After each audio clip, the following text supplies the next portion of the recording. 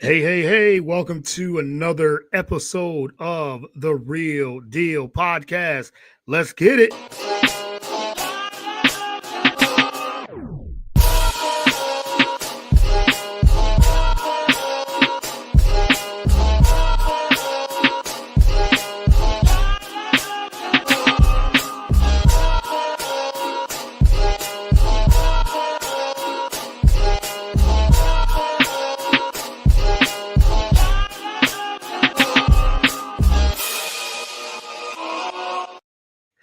All right, welcome to another great episode of the Real Deal Podcast.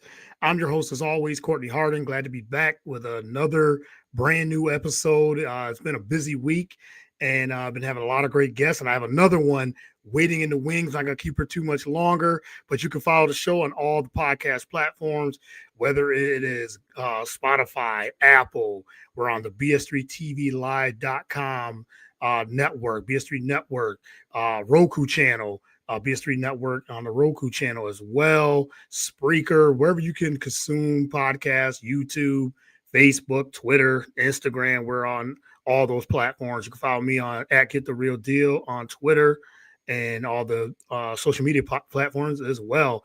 As I said, I got a great guest. Glad to have her on. Been following her for a little while, so it was only right that I get her on the show. I have Mia O'Brien. What doesn't this talented journalist doesn't do, I should say? She does a little bit of everything. She is a multimedia journalist, podcaster, play-by-play and sideline reporter. Am I missing anything? Women's basketball podcast. She covers the Jaguars as well. Ithacan, we got to get into that about Ithaca as well, because I'm originally from upstate New York as well, so gotta talk a little bit of that. So I think I named everything that you've done or do that you do. So thank you for coming onto the show. Really appreciate it. Absolutely. Thanks so much for thinking of me, Courtney. For sure. I'm for sure. And like I said, multimedia journal. I think that kind of sums it all of everything you do. So, but thanks for the time. And like I said, I really do appreciate this. And how are you doing? I know you're staying busy. And before we start recording, going live, you said something about, with all the coaching searches and the things like that in the middle of NFL playoffs and everything. But how's everything going for you?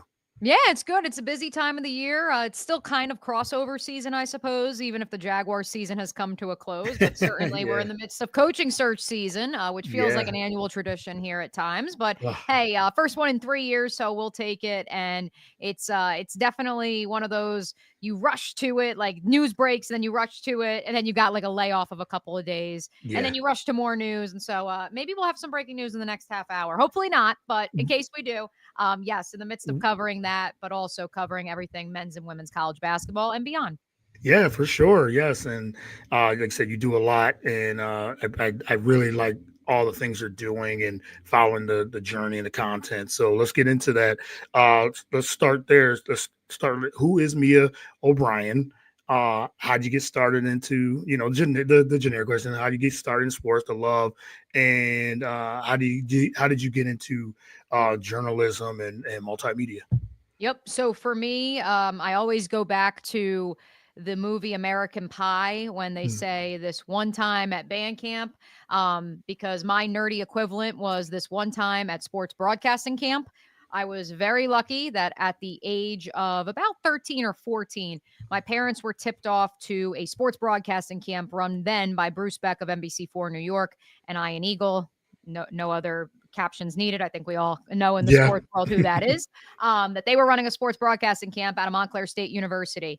And while I was too young at the time to be a part of the camp, my parents had an inkling, and so did this mutual family friend, that with me being a theater kid, being Mm. a club soccer player, eventually played lacrosse as well, that this might be a potential field for me, especially because during my middle school years is when I really got into New York Yankees baseball. I really got into sports at large. Was a morning tradition that I'd come down, and not that I would sit at the kitchen counter and read the newspaper, maybe like some generations before me, but I would come down, I'd make my Pop Tart or my waffle, and I'd go to the family computer and I would sit there and I would review all the box scores from the night before. And so at 15, I finally was old enough to go to sports broadcasting camp.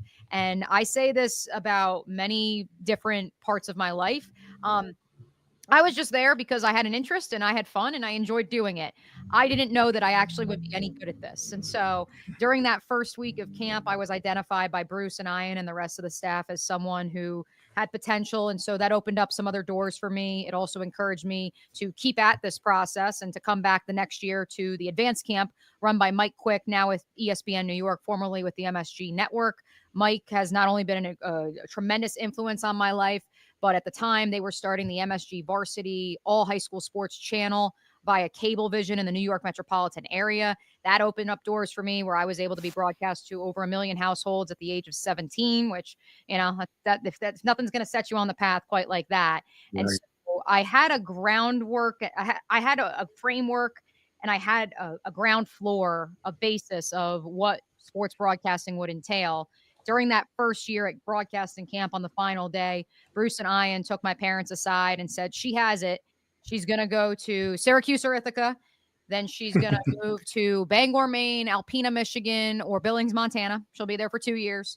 Then she'll go to the next place, and then she'll go to the next place, and the next place. And then eventually she'll get to ESPN and all will be hunky dory. And so I always say to young, aspiring journalists and sports media personalities when I speak with them that I am the anomaly. Most people, let alone in this field, at 15 years old are given a blueprint and set and told this is what your life over the next 10 to 15 years is going to look like.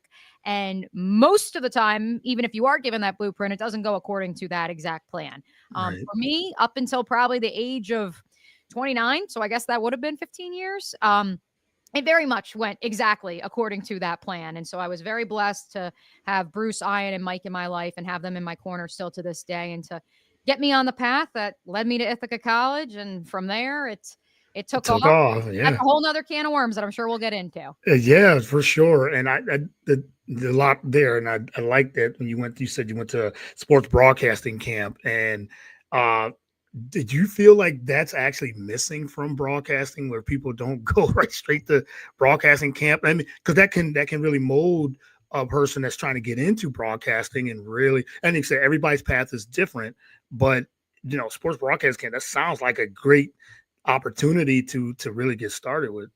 Yeah, it was I mean, it was the absolute most Hmm. important first step that I could have taken. I think equally as important, Courtney, is going to a school that forces you in college. Now we talk to, some middle school kids and they're already looking at what high school has a TV station that'll allow Yeah. me to, which is crazy because my high school had nothing like that. And we were one of the biggest Mhm. high schools in the state of New Jersey. Um, I think what's most important, and Mike always stressed this to us at camp, as long as you picked a college that number one had sports teams, number two had some sort of video or radio equipment that would allow for you to either broadcast or shoot games, and number three had internships that were available or in the area, some type of network. As long as you had those three things and you were the go getter that so many, you know, people at that camp believed you to be, you could go anywhere. But I think that those three things were obviously all at Ithaca College. And I think equally as important, Ithaca College forced me to learn to shoot, how to produce, how to write, all those basic building blocks that I Yeah. actually think too often, now being in the industry for 10 plus years, there's too many people that skip the steps. They jump right to, Mhm. I want to be on TV. And I went to a camp and then I went to 4 years of college. And maybe you didn't go shoot high school softball and you didn't stay out on the weekend. You stayed in on the weekends because you were editing your reel or editing high school volleyball highlights that you Yeah. shot earlier that day or something like that. I feel like if you don't have that foundation, you don't need the camp as long as you're getting those reps. Because if you don't have that solid foundation, that is where 9 times out of 10, you see the burnout in the mid to late 20s of so many, not just Mm. sports reporters, but news reporters as well. That's a good point. Yeah, you're right. I think you say if you had the foundation, there's no shortcuts in this in this industry and this business. So you really need that. You said as a blueprint, something of that nature of a foundation to really get in, like I said, college and everything else too. So talk about Ithaca College. As I said Ithacan. I'm like I said from upstate New York, I'm Elmira. So Oh yeah. 35. Well, we could Yeah, get into that too. I yeah, spent yeah. a wonderful year working freelance at WEMY. Oh wow! Oh wow! Okay, Oh yeah. now yeah, we were just talking. Okay, let's talk about that. That small market of WBNY and Ithaca. things like that. Yep, I'm born and raised in Elmira, New Love York. it. Yep, and I live in Philly now for the last 11, 12 years now, but born and raised there. What was that like? Just being in a market like Ithaca, Elmira, in upstate New York. Yeah, so the backstory was that I did 6, maybe it was 7 internships during my 4 years at Ithaca College, and my spring of my junior year, I was spending the semester at the Los Angeles campus and applied to all of the big quote unquote internships for my final summer before I graduated. ESPN, Fox Sports, the heavy hitters, if you may. And I Yeah. didn't hear back from a single one of them. And I was extremely discouraged. I called our television radio professor chair back at Ithaca College, and Pete Johans, who still, of course, is at Ithaca College, has been there since 2000, said one of the more important lines I've ever heard in my entire life when I reflect upon it now, which was, Mia, what do you want to be doing 5 years from now? And I Mhm. said, I want to be on air. And he said, then why are you applying to all of these internships where all you're going to be doing is editing video and getting coffee? And he then proceeded to tell me that what I needed to do was to reach out to, by handwritten note, every television station between an hour from my parents' house in New Jersey, an hour drive from Ithaca College, and an hour drive from, we have a family summer home in the Scranton, Pennsylvania area. And he said, one of these TV stations is going to answer, and you're going to say to them, I don't want to just be an intern. I need the reps. I feel like my demo tape from my time with Ithaca College Television and my other internships, it reflects that of someone who would be an entry level reporter. And yes, I still have a year to go before I get my degree, but I believe I've earned this opportunity. And lo and behold, the one person who said, "Yep, we'll bring you in and we'll throw you on air tomorrow," was Andy Malnoski, another Elmira Horseheads area Yep. native and Hmm. an Ithaca College bomber in his own right. And Andy is a great friend and mentor to me to this day. And Andy said, come on down. We'll put you to work. We'll throw you on the air. And so that is how I spent the summer before my senior year at Ithaca College, living in Ithaca, yes, but then commuting each day to Horseheads, to the WEMY studios, covered Watkins Glen. That actually was the year, unfortunately, that Tony Stewart killed that younger racer in Yeah. Canandaigua the Saturday night before. So I actually covered the Watkins Glen race that next day, Wow. which, now you look back on it, I mean, that's a pretty significant moment in NASCAR Yeah. history. And we were there doing a live show Thursday, Friday, and Sunday.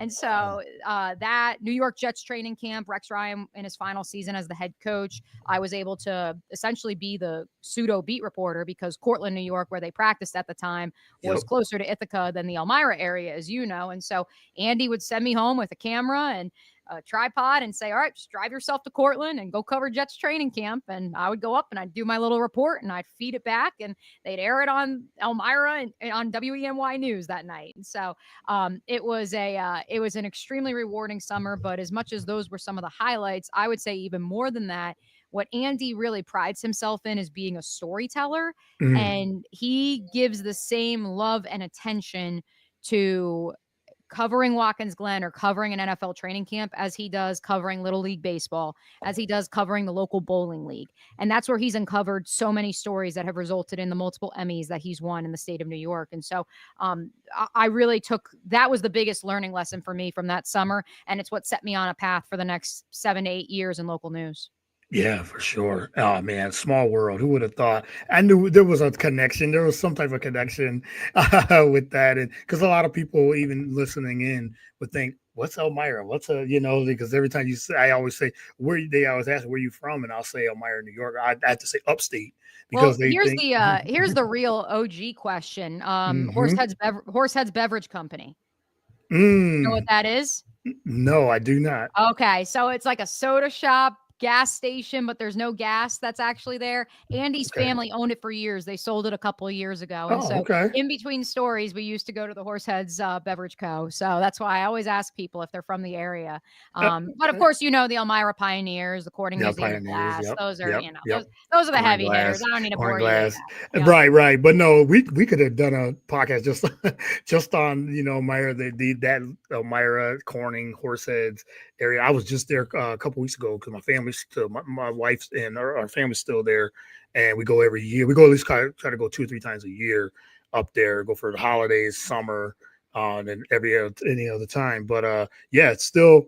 I mean, it's still, I mean, it's home. It's always home. So it's always good, but not the snow, not the, No. no, no, not the snow at all, because I do not, I mean, Philly gets snow, but not like people don't understand upstate New York snow is, it's a little, that's a little different than anywhere else. So for That sure. lake effect, Yeah, the absolutely. lake effect. Yeah, yeah, up there. Yes. So, oh my God, such a small world. So, but so yeah, so you moved like from Ithaca College, and then um, sports anchoring you're doing and everything else. Uh, let's talk about that journey from after Ithaca College. Where did you go next?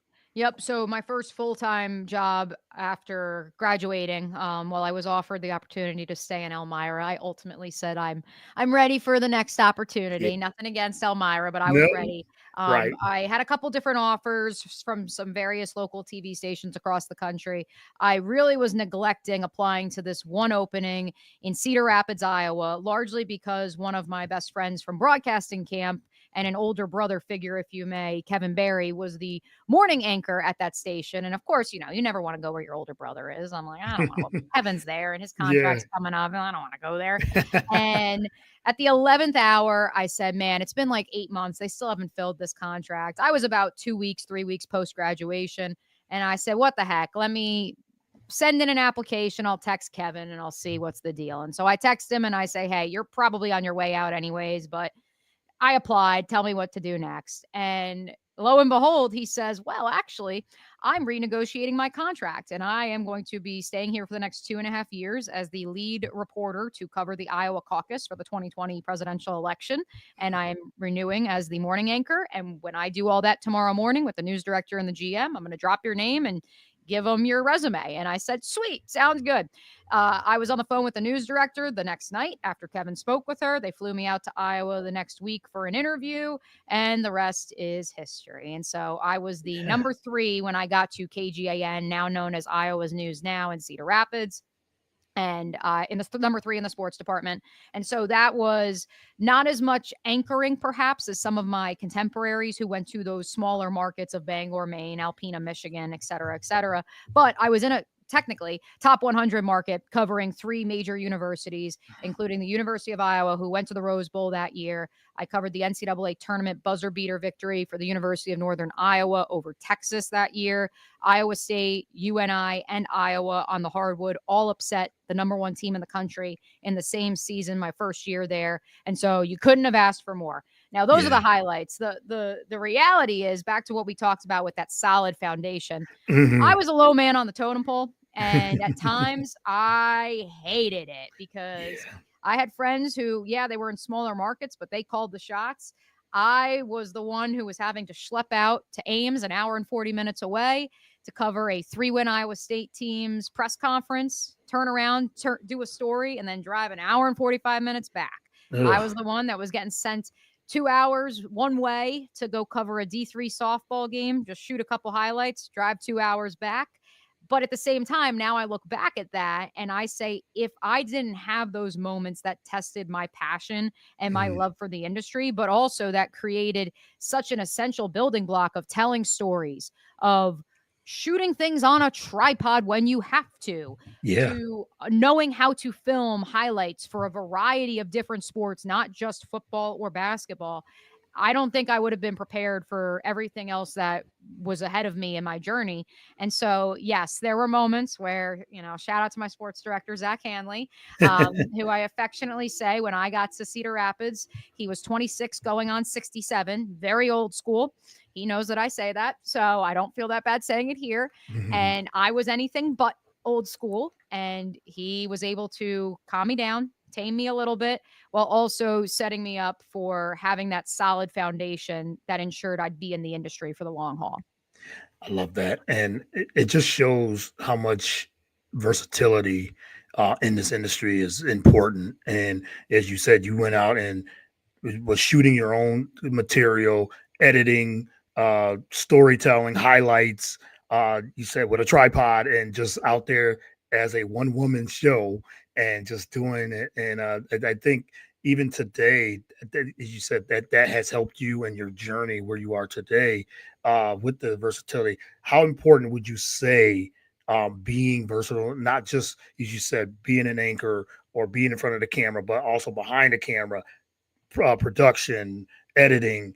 How important is that to being a multimedia journalist? Yeah, my biggest takeaway from my time at Ithaca was thank goodness that I did everything Yeah, because yeah, you never know what's going to be asked of you. If you had right. told me when I was graduating that I would be technically a full time radio host, not a full time television anchor, when I was 32 years old, I probably wouldn't believe you because the goal was always TV and local TV is going to get me to ESPN. Some of the best advice I got was when I was deciding whether or not to leave Iowa the first time. I ultimately stayed Mm, for 3 years in Iowa. I had an out after 2 years. I did interview several places, was wined and dined by several stations, and ultimately made the decision to return on a 1 year deal because I wanted to cover the National Football League. And so I made that decision and then ultimately was able to luck out and the opening in Jacksonville existed and away we went. But I had a pretty transformative conversation with another mentor in Kevin Connors of ESPN, also a fellow at the College yeah. Bomber, that summer of 2018. And Kevin said to me then, because I told him like, hey, I got the interview at First Coast News in Jacksonville. Like, I feel like they're going to offer, like, we're good to go. And he stressed to me then, he said, Mia, even if you take this job, I want you to know that your next job after that may not be a local television station. It may be in house media for a school or a professional team.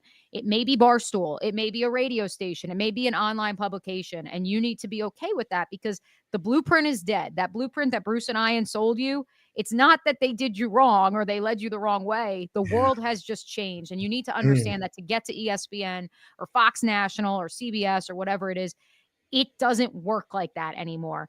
And my response to Kevin was, yeah, but what am I going to do about my 401k and health insurance? And he was like, "You're 25. You're on your parents' health insurance for another year." And I was like, "No, what am I going to do?" I was scared. I was scared, Yeah. despite the fact that, to your point, I had a whole bag of tricks that I could have gone freelance. I probably could have Mhm. figured it out, but I was afraid. I liked the comfort of having a 9 to 5, although not 9 to 5, more like a 1 o'clock to midnight job Yeah, yeah, that right, right. that at the very least was structured. And so I said, nope, I've got to stay in local news. And now I look back on it and knowing the bag of tricks that I had, and knowing the bag of tricks that I now flex those muscles each and every day with my job at 1010XL and the various other projects that I'm working on. Yeah, there's moments where I say, I probably should have just taken Kevin's advice and run with it in 2018. But at the same time, I don't think I'd been able to accomplish all the stuff I've done in the last 6 years, and life would have led me down the various paths it has if I hadn't stuck it out a couple more Yeah. years in local news. And then that's like good advice too. Just to piggyback on that, it looks like as you said, journalism and media, I should say, just has changed over the last few years. That would be my next question until we get into what your day to day is, what it is today. I'm sure it's different every day, and I love hearing this. But talk about how media has changed over those just over the last few years, and where it is today, because now with young journalists trying to get into broadcasting, trying to get into journalism or media, there's different avenues. Social media plays a good big part of it too, but there's a lot of different things, and for some it's scary because it's not an industry probably when you started where, okay, like you said, you go to school and try to get a job. Nowadays there's so much competition now, and journalism is a hard path to get through. So talk about that and the differences of even for the last few years. Yeah. Well, it's probably a good time to note why I went from local news to my Yeah. full time job now in radio Hmm. because it kind of ties into this. So I left Iowa in 2018. I took a job at First Coast News as the weekend sports anchor. I was at First Coast News from September of 2018 to March of 2022. I do think the COVID-19 pandemic played a factor there too of why Yeah. I ended up still being here just because no one was hiring. When my first contract expired, they put everybody on 6-month extensions. I signed a 1 year because Trevor Lawrence and Urban Meyer were coming, and what could possibly go wrong? And Yeah. so I decided to stick it out another year. And during that last year and a half was when I was approached by the Jacksonville Jaguars radio station 1010XL about filling in, eventually being a full time host of the once a week program Helmets and Heels at the time, which of course now is a daily program and is my primary radio show that I host from 12 to 2 p.m. And so it was on my off days. I would go in and just do the radio show. But while I was there, the general manager, who of course had brought me into that part-time role, was courting me every single time I was in the building when he saw me, Yeah. and trying to remind me that when my contract expired at First Coast News, there was a job waiting for me if I wanted it down the street at 1010XL. And how Steve sold me on it was, Mia, do more people know you as Mia O'Brien from First Coast News, or Mia O'Brien from Twitter who breaks Jaguars news? And I said, it's probably the latter. Why? And he said, okay, so what's the difference between you putting video of you saying the news on Yeah. your Twitter from First Coast News's TV set, or at 1010XL, where, as much as it's a radio station, we do have a television set in the building. So if I really wanted to, I could sit at the news desk and say the same exact thing that I was saying down the road at First Coast News. And of course, also make, double the amount of money, if not triple, of what I was making in local news. And also have a nice 12 to 2 gig where, let's be real, at the time it would have been 12 to 3 because of the first program that I did when I got to 1010XL. Point being, I also had been frustrated, little did Steve know, with the idea of working a 12-hour day, getting ready to anchor the sports on a Saturday night in the middle of college football season, have 5 games I got to run through highlights of, be told I have 5 minutes to do so, and as I'm walking out to the set, be told, hey, weather ran long. You got a minute 20 to get through everything. Oh And no. not only did Steve sell me on that idea of what's the difference between Mia O'Brien on Twitter, Mia O'Brien on TV, he also sold me on, why would you do all that work for a minute and 20 seconds when you could do all that work and have 3 hours of enterprise to work with? Mm. And so lo and behold, he said, if NFL Network or ESPN comes calling, go ahead, do your thing. But if they don't, know that you have a job here. And ultimately, I made the decision to stay and Yeah. accepted that job. And at the time, yes, it was the Jaguars flagship radio station. They had also just gotten the rights to the Florida Gators, but not a lot of social media going on, Yeah. very primitive. And this is in 2022. And so I was charged with leading a department, growing said department, and changing the perspective and the perception of 1010XL as just a radio station to a sports media conglomerate. And I think we've been able to do so in the last 3 years because we're everywhere. That's our goal. We live stream Yeah. all of our shows now, 4K, YouTube, Facebook, and X. We have a fleshed out podcast network of additional programming if you are looking for something specific to the Jaguars, the Gators, or something else entirely. We've grown our social media channels exponentially to the point that I've heard from some of my younger staffers that they have friends who they don't even know we're a radio station. They legit just think that we are sports media content creators who make graphics and fun videos. And that's not what we are. But hey, listen, if that's what the younger generation thinks, then I guess I'm doing my job, because Yeah. 3.5 years ago, that was the charge, was to change the perception from a radio station to a sports media conglomerate, and we've been able to do so.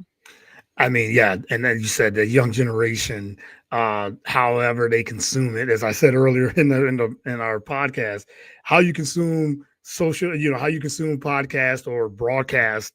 Hey, it works as long as like you said, you're doing your job for I always call them the seasoned, the seasoned fans and the young generation, seasoned generation, young generation. So that's a good way, because you said they'd be like, hey, oh, you do a broadcast, oh, radio.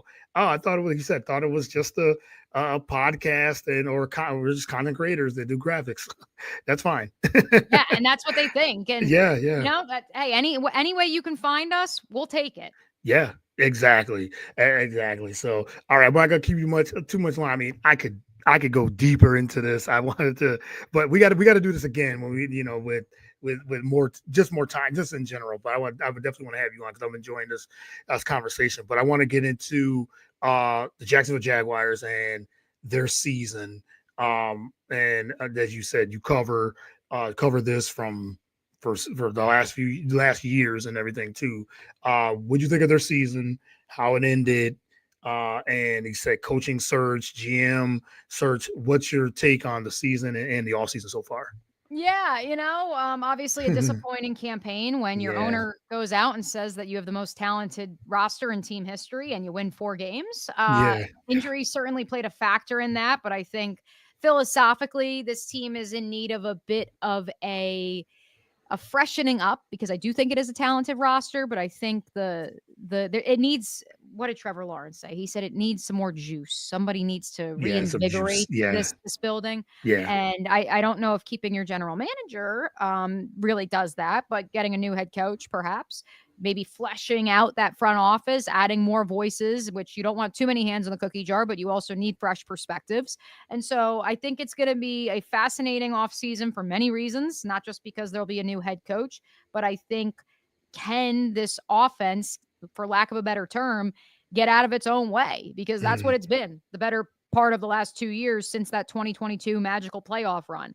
And that was the knock on Doug Peterson and why he was let go. Shad Khan said it became too predictable. It became too archaic. And from my Yeah. reporting, I can tell you that Doug's standing up there and saying, "Hey, this is the way we did it in 2017 and we won a Super Bowl, a world championship." Well, the league changes 10% each year. And That's a good point. 2017 was 8 years ago. So that means that offenses have changed 80%. Yeah. And if you're unwilling to do so, then it's going to come back to bite you ultimately in the end. Mm. That is a that is a really good point. And interesting enough, I never really heard it that way. Now I'm a Philadelphia Eagles fan, big Eagles fan for 30 plus years, and I witnessed that Super Bowl with Doug Peterson, their first. And you're right, and it was the same charge of him even afterwards when he got fired. Now there were some other things that was going on with Carson Wentz and Nick Foles, and I mean, we won't even get into all that. But it was, as an Eagles fan, you saw that Doug Peterson wasn't adjusting to the changes. So I'm going to use that. So just in case, I'm going to use what you said about it. Yeah, and it does change every year, and at least 10%. And offenses changes, defenses changes, and that too. So if you don't have a coach that, not like I said, I love Doug Peterson because he brought No, and what you're the Super saying Bowl. is what Mhm. everybody around the league has told me over the last week and a half, and they've told Yeah, me for 3.5 years, Courtney. yeah. If you took a poll of just who is one of the genuine, most honest, nice people in the league, Hmm. Doug Peterson wins it across the board. Right, right, And that's where it's so difficult to understand that he can be someone who you want as your friend and someone who you want as a mentor and ally, but also say, is the system not serving us in 2025? right. Yeah, and that's all about you said adjustments, and that was some of the key factors that you said with Jacksonville and Philadelphia. He had a little bit of a more, once they won the Super Bowl, he had some more years to protect them, I guess they would, for lack of a better word. But it wasn't changing, and the offense wasn't changing, and he tried to keep it the same. But players change, and except systems change. You have to adjust to got to adjust when the season progresses and things like that. So I totally agree on that. All right, just got two more I wanted to ask you about. You said with Jacksonville, how they move forward. What do you think are some of the key things they need to improve? Yep. I think Trevor Lawrence made it clear, despite the fact that, he said it's not his decision ultimately. He would like a young, offensive minded play caller. In Mm. my vantage point today on January 16th at 4:05 p.m., as we're recording this live, Yes. my understanding is that it will be a young, offensive minded play caller, but we'll see what happens because, again, Trent Baalke's still here and anything could happen. I think the other thing that this team really needs is more a system of accountability that is not just dependent on the framework being team led and player led. Mm. I think that Doug does a great job of creating a system where the players have to hold each other accountable. And that's not to say that this is a group of men who need a boss to hold them accountable, but it is and was, when Doug took over the team, one of the younger rosters in the National Football League. And when you don't have those veteran players like he had the virtue of having in Philadelphia in 2016 and 2017, that could create a player led organization, it is on the head coach. And when the head coach can't, quote unquote, hold everyone accountable to a certain standard, something as simple as, hey, I know you're 10 seconds late, but that's still being late. And if Yeah. you can't set that standard, then how can you expect a standard when it comes to various other expectations for a program, not just a football team, a program, an Yeah. organization at large? And I think that that's really that system is what this group of young players needs. They want to be coached, they need a coach who is going to coach them. And that's not to say that Doug didn't teach. Doug taught his staff. They prided themselves, Yeah, especially the new staff this year on the defensive side of the ball. They wanted to teach. I think that this group needs a coach. yeah, I agree. And it's, we talk about culture. That word is, and especially in the NFL, you need that. And if the culture starts with the front office and coaching, and if that doesn't change, then the players, and then players and their accountability, of course, but they need people to that has a strong culture to lead. And if they're on deaf ear after I mean, losing, it catches up because the losing culture can catch up to any team, and Right. they don't want to listen, and that's where the results are. You said 4 wins, and that's what happened. So I hope Jacksonville can turn it around. And like I said, have that magical season like they did a couple seasons ago. They're only 2 years, like I said, 2 seasons are removed, but like you said earlier, it changes each and every year. We're looking So at 30% now. 30% 30%, right? 30% from that from difference that between year. an A and a C. So Yes, yeah, for sure, for sure. All right, last two playoff the NFL playoffs. Quite a good, pretty good games coming up. And for the second round, who do you like to win each game? From we'll start with the AFC, Chiefs, Texans, and then I think game of the week is Ravens, Bills. Who do you like in both of those games? yeah, I've said that I think Lamar Jackson will win the MVP award, but Mm, given that that game's in Orchard Park, um, yeah, I'm gonna go with the Bills just yeah, by pedigree. At the same time, this is a Ravens team that is more multidimensional than it's been.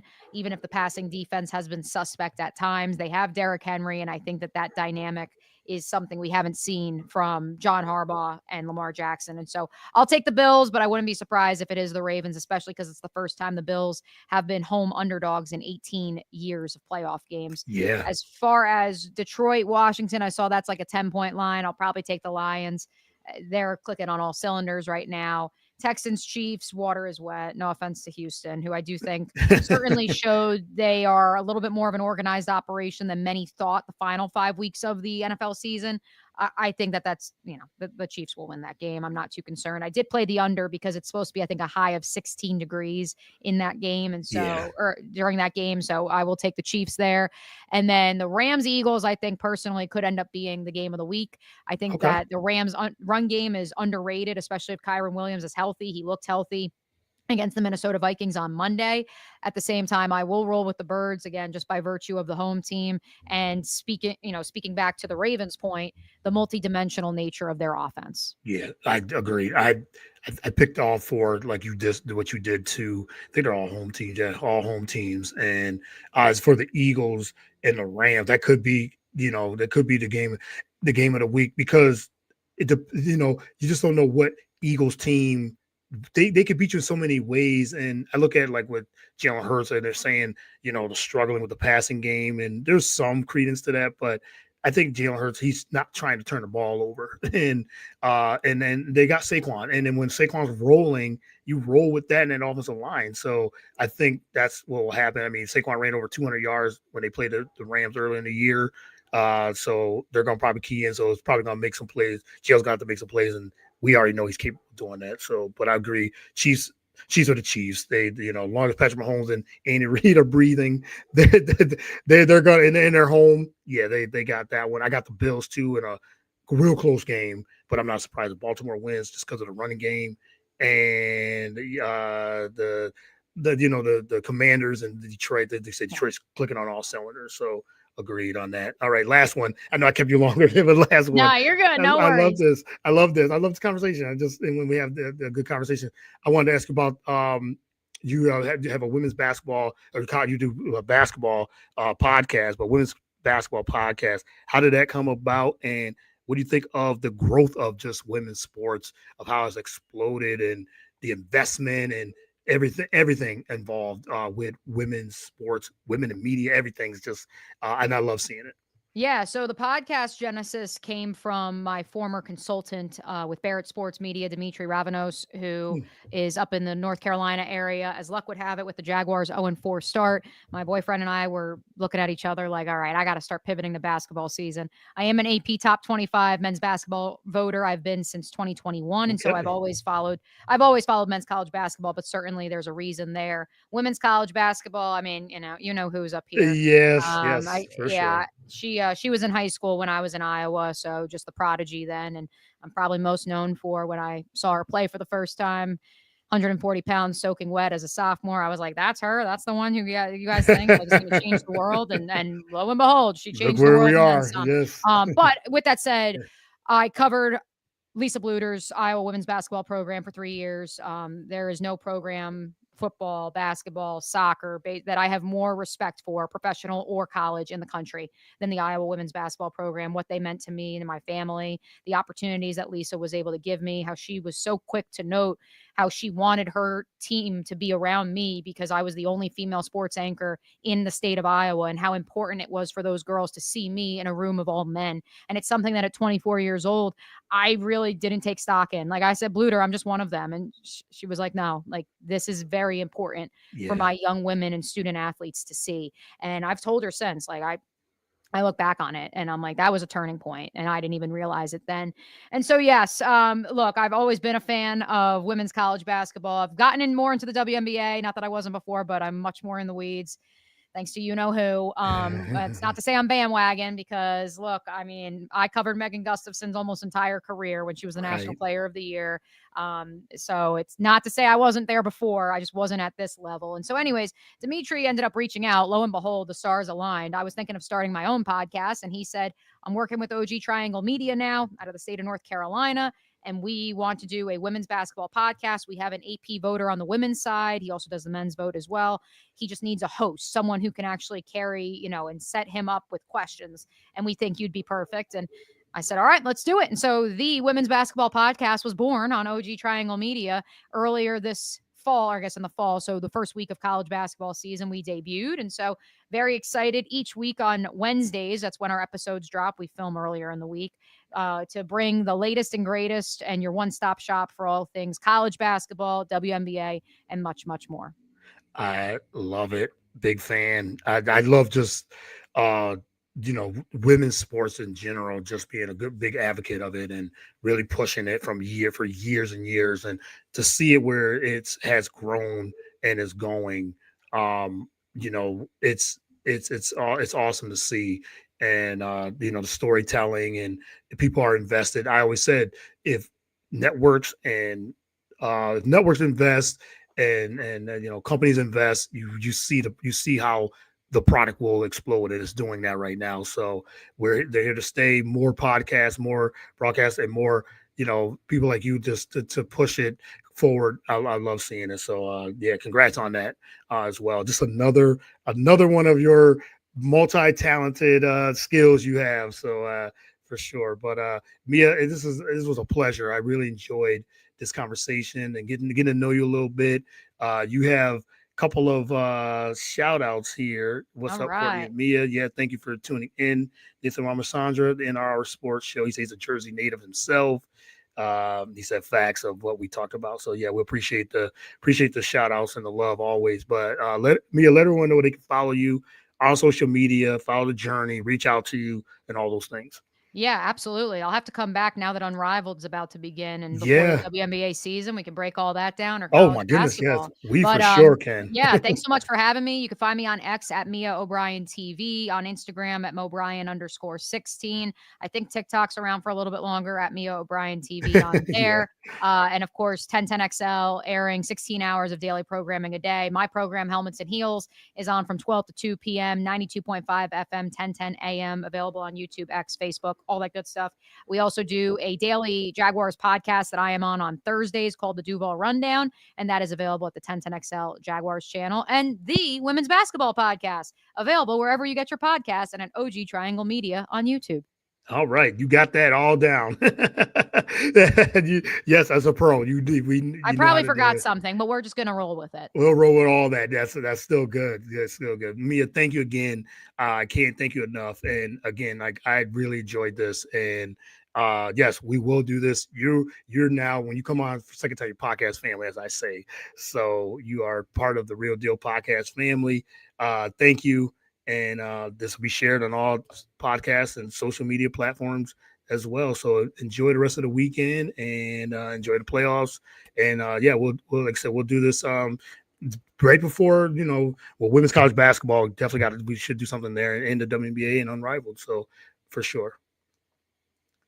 All right, that's it for the show. I want to thank Mia O'Brien. Follow her on all the podcasts and social media platforms as well. And again, thank you for everyone that tuned in. Until next time, peace.